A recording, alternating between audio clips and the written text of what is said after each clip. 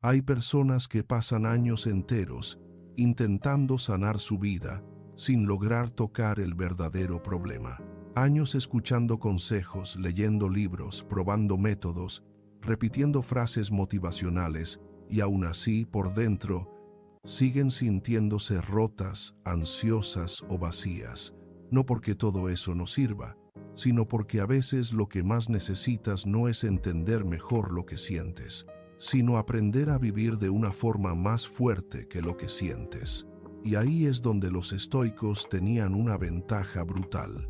Ellos entendieron hace más de 2000 años algo que hoy muchos todavía no comprenden. La paz no viene de controlar el mundo, sino de aprender a gobernarte a ti mismo. No eran hombres cómodos, no eran filósofos decorativos, no eran intelectuales hablando bonito desde una silla tranquila. Fueron personas que enfrentaron pérdida, humillación, enfermedad, exilio, traición, dolor y muerte. Y aún así encontraron una serenidad que para muchos sigue pareciendo imposible. Hoy quiero compartir contigo 10 hábitos estoicos que, si los practicas con honestidad, pueden cambiar tu vida más profundamente que años enteros de buscar respuestas afuera. No necesitas dinero para aplicarlos, no necesitas estatus, no necesitas tener una vida perfecta. Solo necesitas valor suficiente para mirarte de frente y decir, hoy dejo de escapar de mí. El primer hábito es uno de los más simples de entender, pero uno de los más difíciles de vivir. Los estoicos lo llamaban la dicotomía del control. Suena complejo, pero en realidad encierra una libertad inmensa. Significa distinguir con claridad entre lo que depende de ti y lo que no depende de ti. Y aunque parece obvio, la mayoría de las personas vive sufriendo precisamente porque mezcla ambas cosas todo el tiempo.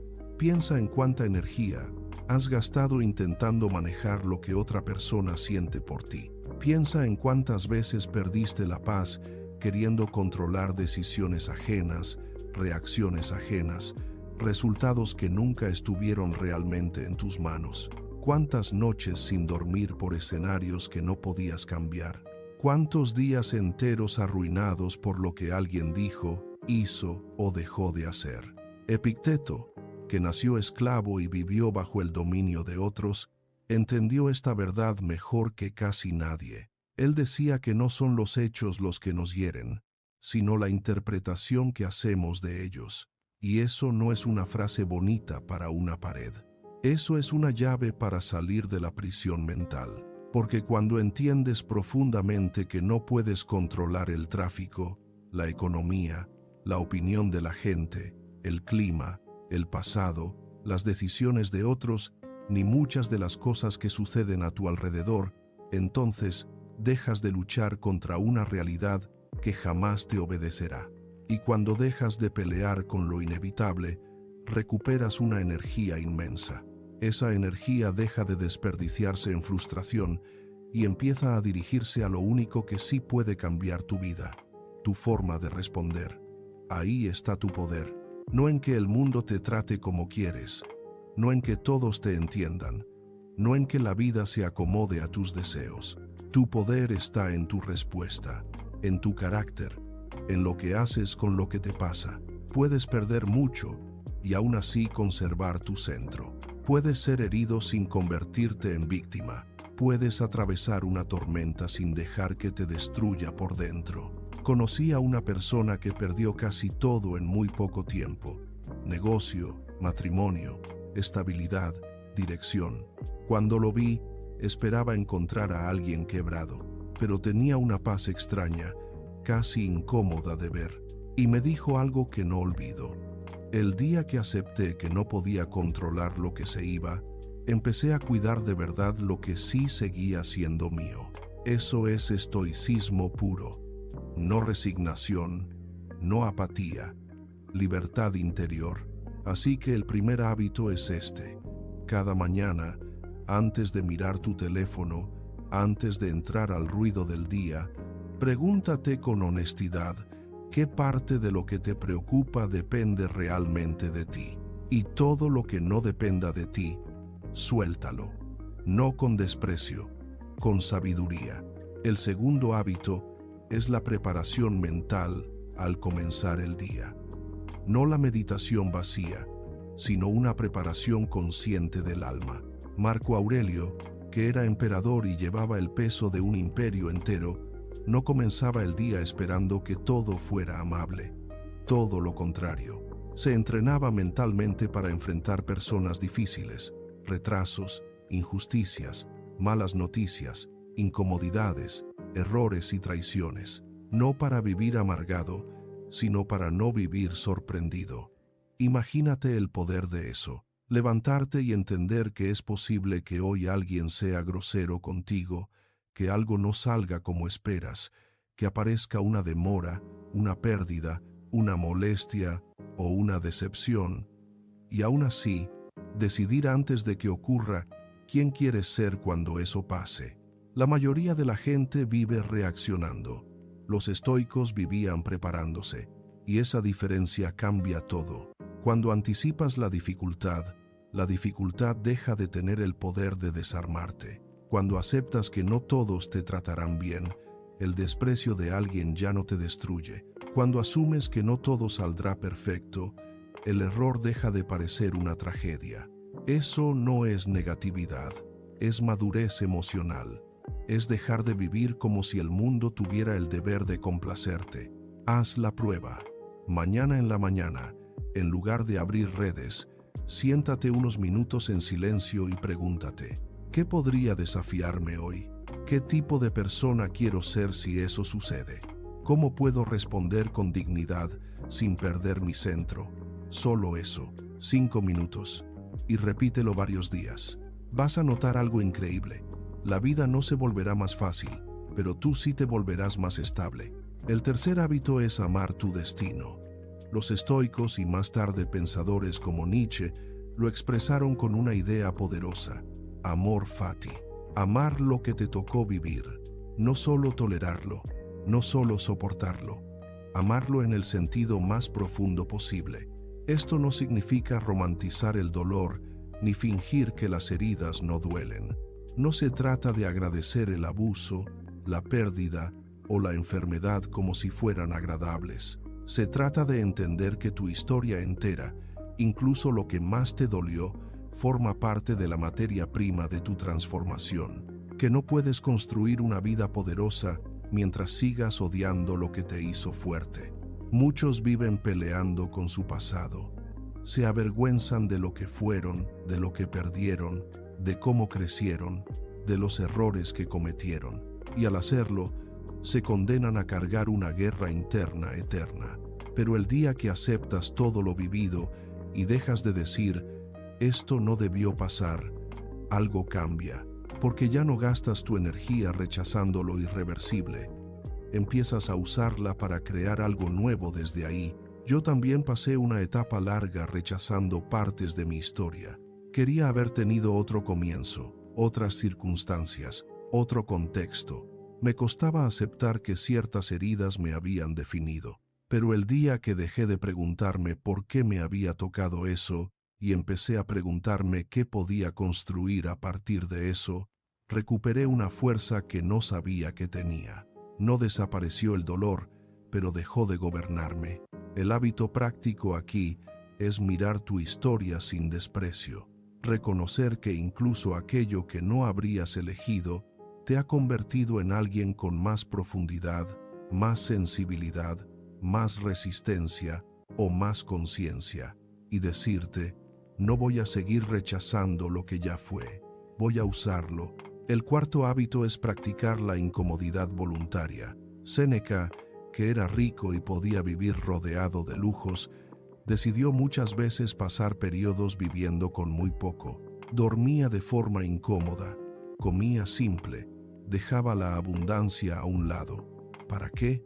Para entrenarse, para no convertirse en esclavo de la comodidad, porque uno de los mayores miedos del ser humano no es perder dinero, sino perder la sensación de seguridad que ese dinero le da. No es quedarse sin cosas, sino descubrir que dependía demasiado de ellas para sentirse bien. La comodidad es agradable, pero cuando se convierte en necesidad, te debilita. Los estoicos entendían que quien nunca practica la incomodidad termina siendo controlado por ella.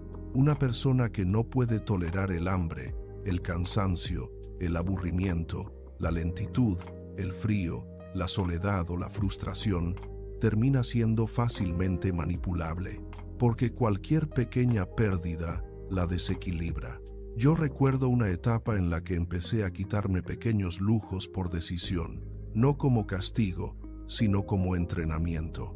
Apagar el teléfono por horas, comer más simple, caminar más, no anestesiarme tan rápido con distracciones. Y descubrí algo fuerte. No era tan frágil como creía. Podía estar incómodo y seguir en paz. Podía vivir más austero y aún así sentirme suficiente. Y eso da una libertad tremenda. No necesitas irte a un bosque ni volverte asceta, pero sí puedes entrenarte a vivir con menos, a tolerar el vacío, a no correr inmediatamente hacia el placer cada vez que algo duele. Porque la persona que necesita poco es una persona difícil de esclavizar. El quinto hábito es recordar la muerte. Memento mori. Puede sonar oscuro, pero en realidad es uno de los pensamientos más vivos que existen. Recordar que vas a morir no es deprimente cuando se entiende bien. Es profundamente clarificador.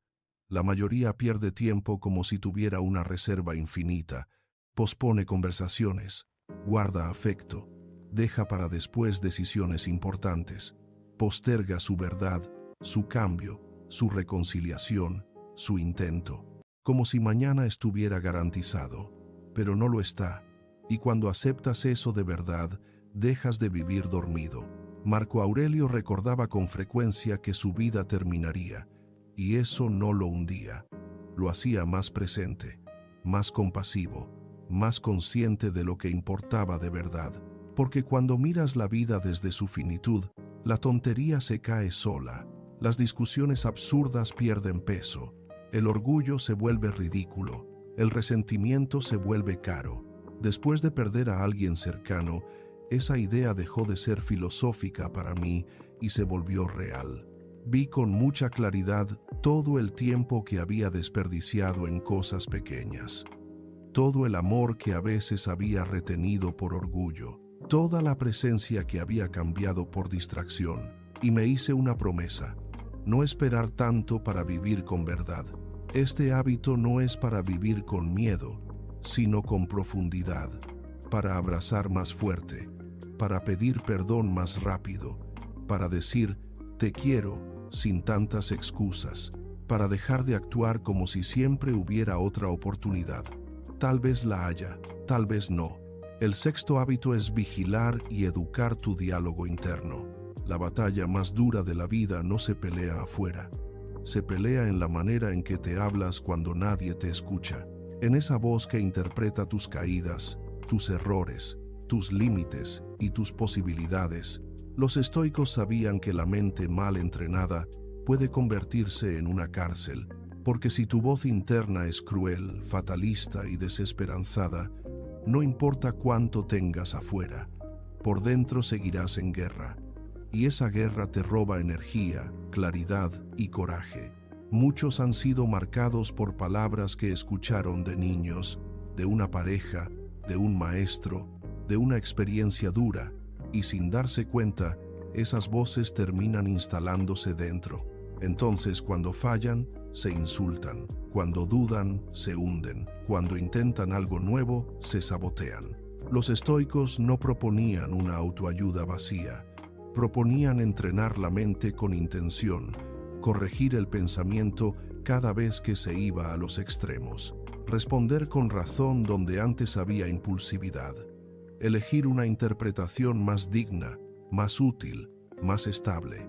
No se trata de mentirte, se trata de dejar de maltratarte como método de crecimiento, porque nadie florece bajo desprecio interno permanente. La dureza no siempre fortalece, a veces solo endurece el dolor. El séptimo hábito es la gratitud real, no la superficial, no la gratitud de postal cuando todo va bien, sino la gratitud como postura del alma en medio de la dificultad. Eso es otra cosa. Eso es alto nivel. Séneca escribió desde el exilio sin hundirse en la autocompasión. Agradecía incluso cuando estaba lejos de todo lo que amaba.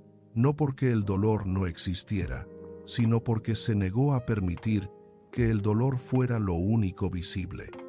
Y eso es fortaleza mental profunda. Hubo una época en la que yo sentía que no tenía motivos para agradecer. Estaba herido, confundido, cansado, pero una noche entendí algo. La gratitud no siempre es una emoción espontánea. A veces es una decisión consciente, y empecé a nombrar pequeñas cosas que seguían ahí. Mi respiración, la posibilidad de empezar de nuevo, una persona que aún me quería, un día más, y lentamente apareció algo nuevo junto al dolor, esperanza. La gratitud no niega la herida, la acompaña sin dejar que se vuelva el centro absoluto de tu identidad, y eso te salva de ahogarte. El octavo hábito es elegir las batallas. Esto es crucial. No puedes reaccionar a todo, pelear por todo, responder a todo, corregir a todos ni indignarte por cada cosa que ves. Si vives así, te desgastas, te vacías y terminas regalando tu paz a lo irrelevante. Los estoicos eran muy claros. No toda provocación merece respuesta. No toda discusión merece tu energía. No toda ofensa merece entrar en tu mundo interior. Hay gente que pierde años enteros defendiendo su ego, queriendo tener razón en todo, queriendo ganar cada pequeño combate, y por ganar lo pequeño pierden lo grande. Cada vez que dices sí a un conflicto inútil, le dices no a algo valioso. Cada hora que gastas explicándote ante quien no quiere entender, se la quitas a tu propósito. Cada minuto atrapado en enojo por cosas sin control es un minuto perdido para lo que sí importa. Aprender a dejar pasar no es cobardía. A veces es sabiduría, a veces es fuerza, a veces es amor propio. No todo merece tu reacción. No todo tiene derecho a ocupar tu mente. El noveno hábito es servir a otros. En una época donde todo parece girar en torno al yo, esta enseñanza es revolucionaria. Los estoicos entendían que el ser humano no fue hecho solo para sobrevivir, sino para contribuir, para cooperar, para ser útil, para sostener parte del peso del mundo de otros. Y aquí hay algo hermoso. Cuando sirves de verdad, sin esperar reconocimiento, tu sufrimiento deja de ocupar todo el escenario. No desaparece mágicamente, pero deja de ser el único centro. El servicio te saca de tu obsesión contigo mismo, te devuelve proporción, te conecta con algo mayor. Recuerdo haber ayudado una vez en un espacio donde otras personas tenían incluso menos que yo, y en medio de mi propio dolor vi una necesidad más grande. Y eso no minimizó lo mío, pero sí me recordó que mi vida todavía podía ser fuente de bien. Y eso da sentido, muchísimo sentido. No necesitas hacer algo espectacular. A veces, servir es escuchar de verdad, llamar a alguien, dar tiempo, prestar atención, ayudar sin contarlo. Esas cosas pequeñas construyen una vida con peso moral y humano. Y llegamos al décimo hábito, la coherencia. Vivir alineado con lo que sabes, con lo que dices y con lo que haces. Pocas cosas destruyen tanto a una persona como traicionarse repetidamente a sí misma. Saber qué es correcto y elegir lo contrario por comodidad. Saber qué debes hacer y seguir posponiéndolo. Saber quién quieres ser y seguir actuando como alguien que no respetas. Eso mata algo por dentro. No de golpe, sino lentamente. Va apagando la fuerza, va erosionando la autoestima. Va creando una distancia dolorosa entre tu verdad y tu conducta, y vivir así rompe el alma. Epicteto lo dijo de forma contundente. Primero decide quién quieres ser, y luego actúa en consecuencia. No al revés.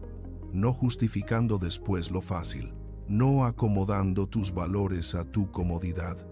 Primero, eliges tu estándar, y después lo honras. Ese cambio me transformó, porque hubo una etapa en la que por fuera todo parecía estar bien, pero por dentro yo sabía que estaba actuando de maneras que no respetaba, y no hay castigo más duro que perder la confianza en ti mismo. Así que elegí algo distinto. Preferí la incomodidad de ser auténtico antes que la comodidad de seguir fingiendo. No fue fácil. Perdí cosas, perdí aprobación, perdí ciertas versiones de mí, pero gané algo inmenso: la capacidad de mirarme al espejo sin sentir que me estoy fallando. Y eso vale más que muchas formas de éxito externo. Ahora, después de recorrer estos 10 hábitos, quiero decirte algo desde un lugar muy sincero. Esto no es magia, no es una solución rápida, no es un contenido bonito para escuchar y olvidar mañana. Es una invitación seria a vivir con más verdad, más fuerza y más sobriedad interior. Los estoicos no eran superhéroes, eran seres humanos heridos, complejos, vulnerables, enfrentando una vida dura con una dignidad extraordinaria. Y si ellos pudieron cultivar esa forma de vivir en medio de tanta pérdida, tú también puedes empezar desde donde estás. No necesitas dominar toda la filosofía estoica para cambiar tu vida. Necesitas empezar con un hábito. 1. El que más te tocó, el que más te incomodó, el que más sabes que te hace falta. Y practicarlo mañana y al otro día, y volverlo a intentar cuando falles, porque así se transforma una persona, no con un evento gigante, con pequeños actos repetidos de verdad, presencia y valentía. Al final, la vida no te premiará por cuánto entendiste, sino por cómo viviste, no por cuánto leíste, sino por cuánto encarnaste, no por cuántas ideas admiraste, sino por cuántas convertiste en hábito. Y la paz que buscas, esa paz profunda que no depende de que todo salga bien, está más cerca de la disciplina interior de lo que imaginas. Tú no llegaste hasta aquí solo para entretenerte. Llegaste porque algo dentro de ti ya sabe que no puedes seguir viviendo igual, y ese algo merece ser escuchado. Empieza hoy. No perfecto, no con todo resuelto, no cuando tengas más tiempo, más claridad o más ánimo. Empieza como puedas, pero empieza, porque cada día que postergas tu transformación es un día que no regresa, y tú mereces una vida donde puedas respetarte, donde puedas respirar sin sentirte en guerra contigo mismo, donde puedas caminar con la frente en alto, no porque todo esté bien, sino porque sabes que estás viviendo con dignidad. Y si este mensaje resonó contigo, suscríbete al canal para seguir recibiendo contenido que no solo te inspire, sino que te ayude a construir una mente más fuerte, una vida más clara y una paz más real.